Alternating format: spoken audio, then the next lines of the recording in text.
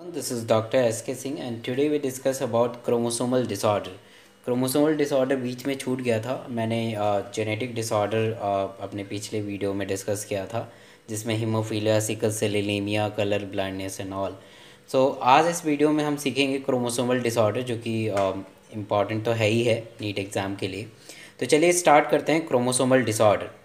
तो ये डिफिनेशन है क्रोमोसोमल डिसऑर्डर का। It is due to the absence and excess, absence हो जाए या एक्सेस हो जाए या क्रोमोसोमल एबनॉर्मल अरेंजमेंट हो जाए, क्रोमोसोम सही से अरेंज ना हो, उसी को कहते हैं हम क्रोमोसोमल डिसऑर्डर।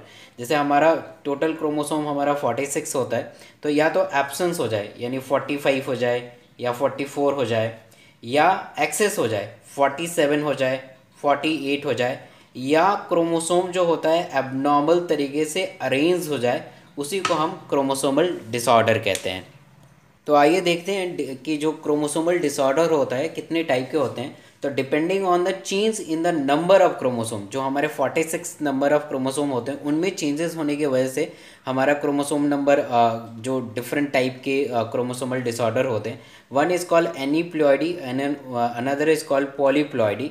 एनीप्लॉयडी का मतलब होता है कि failure of separate chromatid during the cell division result in loss और गेन ऑफ क्रोमोसोम। मान लीजिए यहाँ पे क्रोमोसोम है, ये क्रोमोसोम है, और एक सेंट्रोमियर यहाँ से क्रोमोसोम है, और अगर ये क्या हो गया कि सेल डिवीजन सही से नहीं हो पा रहा है।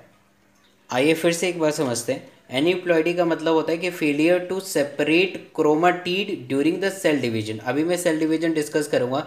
सपोज एक क्रोमोसोम है और ये अपना जो आर्म है दिस इज कॉल्ड क्रोमेटिड और सेंट्रियोल से अटैच होता है। तो अगर क्रोमेटिड सेपरेट हो जाते हैं सेल डिवीजन में, अभी लेटर ऑन मैं डिस्कस करूँगा, तो इससे या तो लॉस हो जाएगा या गेन हो जाएगा। अगर मान लीजिए क्रोमेटिड है, यहाँ से सेपरेट हो गया, हट गए, तो यहाँ लॉस हो गया। तो लॉस हो गया तो एनीप्लॉयडी कहेंगे, या क्रोमेटिड और एक्स्ट्रा आके अटैच हो गया तो उसमें गेन हो जाएगा। तो that is this process called aneuploidy, और उसमें जो प्रॉब्लम होगा that is called Down syndrome या टर्नर सिंड्रोम। फिर इसमें देखते हैं पॉलीप्लॉयडी में क्या होता है कि मेनली ये प्लांट में रिपोर्टेड है, बट होता है क्या है कि failure to cytokinesis after the telomere stage of the cell division result in increase the whole set of chromosome. पूरा का पूरा क्रोमोसोम इंक्रीज होता है, क्लाइनफिल्टर सिंड्रोम में ये होता है। तो ये सब चीज़ समझने के लिए आपको थोड़ा सा सेल साइकिल समझना पड़ेगा। तो आइए देखते हैं कि सेल साइकिल में ये कैसे रिलेट होता है। चलिए सेल साइकिल देखते हैं। एक छोटा सा ही है, पूरा सेल साइकिल अलग लेक्चर का टॉपिक है, तो इसे समझने के लिए एक छोटा सा सेल साइकिल मैंने बनाया है, और एक थोड़ा सा स्लोगन टाइप का है, आई पास माई अलजेब्रा टेस्ट। मैथ में अलजेब्रा होता है। तो आई मतलब इंटरफेस, पी मतलब प्रोफेस, एम मतलब मेटाफेस, ए मतलब एनाफेस, और टी मतलब टीलोफेस। तो इंटरफेस में क्या होता है कि सारे क्रोमोसोम कंडेंस फॉर्म में रहते हैं, बिल्कुल दिखाई नहीं देते हैं। प्रोफेज में थोड़ा सा कंडेंसेशन कम हो जाता है। मेटाफेज में क्या होता है कि सारे क्रोमोसोम एक इक्वेटर पे अलाइन हो जाते हैं। मैं बहुत शॉर्ट और बहुत ब्रीफ में बता रहा हूँ, क्योंकि सेल साइकिल एक अलग ही टॉपिक है, तो मैं इस जेनेटिक डिसीज़ को समझाने के पर्पज से बता रहा हूँ, इसलिए बहुत सारा पॉइंट इसमें मैं नहीं बता पा रहा हूँ। तो मेटाफेज में क्या होता है कि सारे क्रोमोसोम एक इक्वेटर लाइन में अरेंज हो जाते हैं, स्पिंडल फाइबर का फॉर्मेशन हो जाता है, उसे अटैच कर लेंगे। एनाफेज में क्या हो रहा है कि ये सारे क्रोमोसोम क्रोमेटिड सेपरेट हो रहे हैं और स्पिंडल फाइबर का लेंथ भी छोटा हो गया, अलग हट गए, और टीलोफेज में सारे पोल पे आते हैं। और उसके बाद ये जो रेड कलर से मैंने बनाया है that is called cytokinesis. Cytokinesis मतलब डिवीजन ऑफ साइटोप्लाज्म, और दो छोटे छोटे सेल बन गए। तो अभी मैंने पॉलीप्लॉयडी में बताया था उसका डेफिनेशन कि उसमें क्या होता है कि साइटोकाइनेसिस नहीं होता है, फेलियर टू साइटोकाइनेसिस। अगर आप डेफिनेशन में देखेंगे तो वहाँ पे लिखा है कि फेलियर टू साइटोकाइनेसिस, मतलब ये साइटोकाइनेसिस नहीं होगा। तो नहीं होगा तो पूरा एक होल सेट ऑफ क्रोमोसोम का इंक्रीमेंट होता है, दैट इज कॉल्ड पॉलीप्लॉयडी। और एनीप्लॉयडी तो आप समझ ही गए होंगे कि एनीप्लॉयडी में तो या तो एक क्रोमोसोम का लॉस हो जाए या गेन हो जाए, जिसमें हम down syndrome, Turner syndrome discuss करेंगे। और पॉलीप्लॉयडी का कंसेप्ट ये है कि पूरा एक whole set of chromosome increase हो जाता है due to the failure of cytokinesis, मतलब सेल डिवीजन नहीं होता। साइटो मीन्स सेल, काइनेसिस मतलब डिवीजन ऑफ सेल्स, तो ये नहीं हो पाता है। चलिए देखते हैं पहला जो डिजीज़ है हमारा that is called Down syndrome. Down syndrome was discovered by the Langdon down. इन्होंने सबसे पहले इसे डिस्कवर किया था लैंगडन डाउन ने। एंड इट इज़ बहुत इंपॉर्टेंट है, it is a trisomy of 21st number of chromosome. यानी जो 21st नंबर ऑफ क्रोमोसोम होता है, जैसे मान लीजिए ये 21st नंबर ऑफ क्रोमोसोम है, वहाँ पे एक एडिशनल क्रोमोसोम आके अटैच हो जाता है, दैट इज़ कॉल्ड ट्राइसोमी। ऐसे ही क्वेश्चन डायरेक्ट आता है कि ट्राइसोमी ऑफ क्रोमोसोम किस में होता है, तो ट्राइसोमी होगा तो इसे हम रिप्रेजेंट करते हैं 2n+1।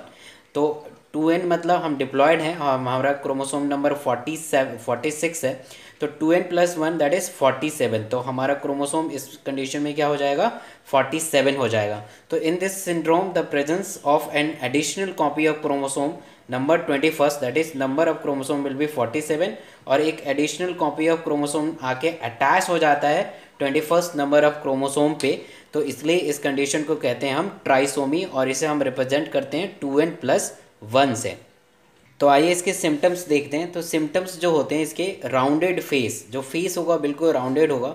मैंने 2-3 पेशेंट अपने पूरे MBBS के ड्यूरिंग देखे हैं डाउन सिंड्रोम के। डाउन सिंड्रोम जनरली बच्चों में होता है, और जनरली ये फीमेल में पाया जाता है। ऐसा क्यों है पता नहीं, बट फीमेल में बहुत ज़्यादा कॉमन होता है। फीमेल वाले छोटे छोटे बच्चों को मैंने 2-3 बच्चों को देखे हैं। तो इसमें होता है क्या है कि उनका फेस बहुत राउंडेड होता है, और ब्रॉड फोरहेड होता है, फोरहेड बहुत ब्रॉड होता है। स्मॉल ईयर होते हैं, छोटे छोटे ईयर्स होते हैं, और माउथ उनका खुला का खुला रहेगा, और उनका टंग भी बाहर आएगा। माउथ खुला रहेगा तो टंग बाहर आएगा, that is protruding tongue. Skin folding at the eye corner पे स्किन का फोल्डिंग होगा। And under development of gonad and genital organ. And short neck जो होगा, इसे वेबी नेक बोलते हैं, शॉर्ट नेक होगा। और भी बहुत सारे कंडीशन होते हैं, उनमें कंजेनाइटल हार्ट डिजीज़ भी होता है। हार्ट डिजीज़ इनमें बहुत कॉमन होता है। और सबसे कॉमन जो डेथ है हमारे एग्ज़ाम में आता है, MBBS के बाद एक PG एंट्रेंस होता है, तो ये क्वेश्चन पूछते हैं उसमें कि जो डाउन सिंड्रोम में जो डेथ होता है वो बेसिकली कंजेनाइटल हार्ट डिजीज़ के वजह से होता है। तो ये सारे सिम्टम डाउन सिंड्रोम के हैं। आइए दूसरा हम अपना क्रोमोसोमल डिसऑर्डर देखते हैं। तो दूसरा जो होता है that is called Turner syndrome, and this was first discovered by Turner it all in 1938। And this syndrome is absence of one of the x chromosome. And अगर एब्सेंस हो गया तो हमारा क्रोमोसोम नंबर कितना हो जाएगा, 45। हमारा क्रोमोसोम नंबर होता है 46, तो एक कम हो जाएगा तो 45 हो जाता है। तो ये क्वेश्चन आता है कि ये जो टर्नर सिंड्रोम है किस में होता है, मेल में होता है या फीमेल में होता है, तो ये फीमेल में होता है। तो फीमेल में क्या होता है कि एक्स और एक्स, मतलब अगर एक्स और एक्स है तो नॉर्मल फीमेल है, तो अगर एक एक्स क्रोमोसोम गायब हो जाता है तो एबनॉर्मल हो जाएगा, और गायब की जगह पे हम नॉट या जीरो लगा देते हैं। This zero or not indicate there is a absence of one X chromosome. So in this syndrome absence of one of the X chromosome, that is 45. The chromosome will be 45 and chromosomal pattern will be X0 या X0, and zero or not indicate, this is indicate absence of X chromosome. तो इसमें क्या होगा, symptom होगा कि the female is sterile का मतलब होता है कि वो फीमेल कभी भी प्रेग्नेंट नहीं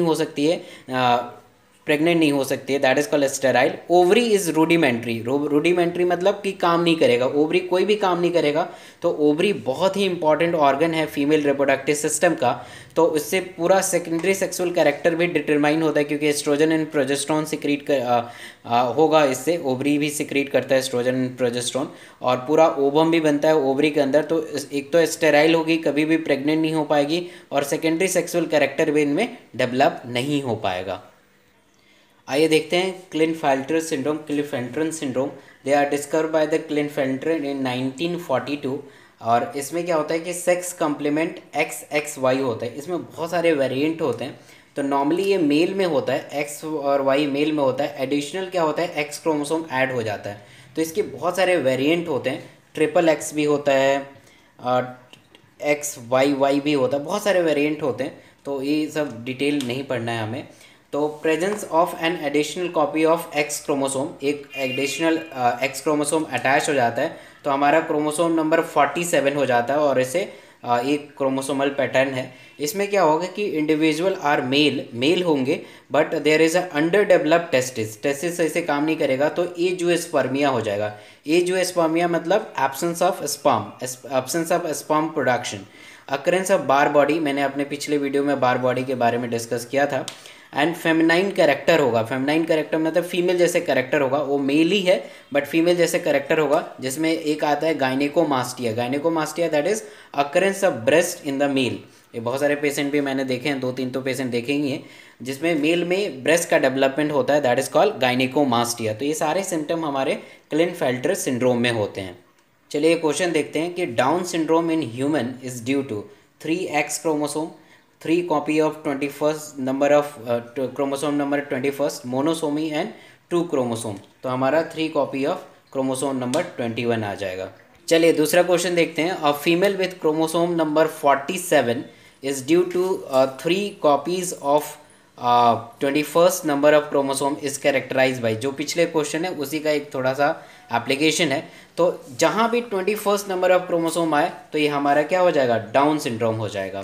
तो ऐसे हम इसको क्वेश्चन को करेंगे। तो आइए एक दूसरा क्वेश्चन देखते हैं। A person with the sex chromosome X, ए भी AIPMT में आया हुआ है।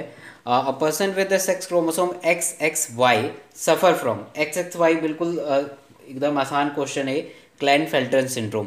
तो आपको रियलाइज़ हो गया कि कितना बेसिक कंसेप्ट है ये, और उस जो भी आपने लेक्चर देखा है उसे और ध्यान से देखें तो सारे क्वेश्चन जितने भी क्रोमोसोमल डिसऑर्डर के क्वेश्चन हैं सारे आपके क्लियर हो जाएंगे। तो चलिए इसी के साथ इस लेक्चर को ख़त्म करते हैं। और अभी आपने इस चैनल को सब्सक्राइब नहीं किया है तो इसे सब्सक्राइब करें, लोगों को बताएं, शेयर करें, लोगों का भला करें तो आपका भी भला होगा। Thank you so much.